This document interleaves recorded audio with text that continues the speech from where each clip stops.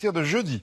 Une spécialité tout à fait différente maintenant. On va aller en Normandie pour la distillation du cidre normand. Ça va donner le fameux Calvados dont on est si fier dans la région. À Cerisy-Belle-Étoile, dans l'Orne, Madjéné Sangaré et Antoine Pocry.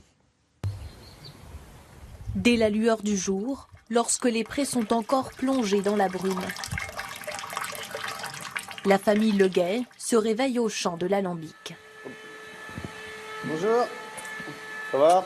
Ça va. Pour Didier et son fils Clément, la période de distillation est lancée.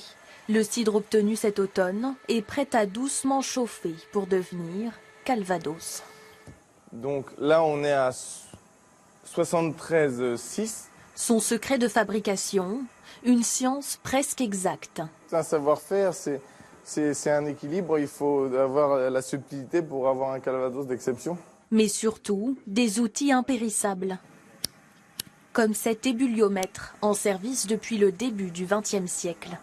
C'est un appareil qui appartenait à mon grand-père, puisque de toute manière, la méthode pour calculer le degré du cidre n'a pas changé depuis des siècles et des siècles. Ça y est, ça fume, et ben c'est bon, hein. Les Leguet distillent de père en fils depuis maintenant 4 générations. C'est l'âme de la maison, puisqu'il est là depuis 1920, quand mon grand-père est arrivé.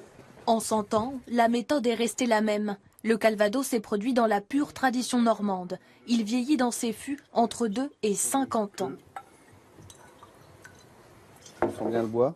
Un héritage préservé avec une certaine émotion. C'est très important pour moi, puisque c'est mon grand-père qui l'a fabriqué, mon père qui l'a élevé, et moi qui ai l'honneur de le vendre. Et pour un bon verre de Calva, les Normands sont prêts à faire de la route. Alors c'est vous qui venez d'Alençon? Oui, on vient d'Alençon vous ça voir pour fait... renouveler nos stocks. Ils sont nombreux en cette période, attirés par les effluves d'alcool, à marquer une pause à la distillerie. Ah oui. À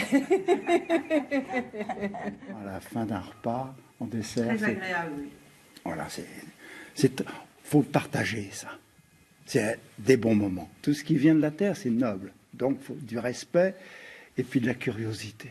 Vous allez le chauffer, vous allez le sentir, et puis vous allez, voilà, comme ça un petit peu, vous voyez les larmes qui... Je connais le Calvados depuis 65 ans, donc, bon, attention, j'en bois pas tous les jours, hein, mais bon, j'adore.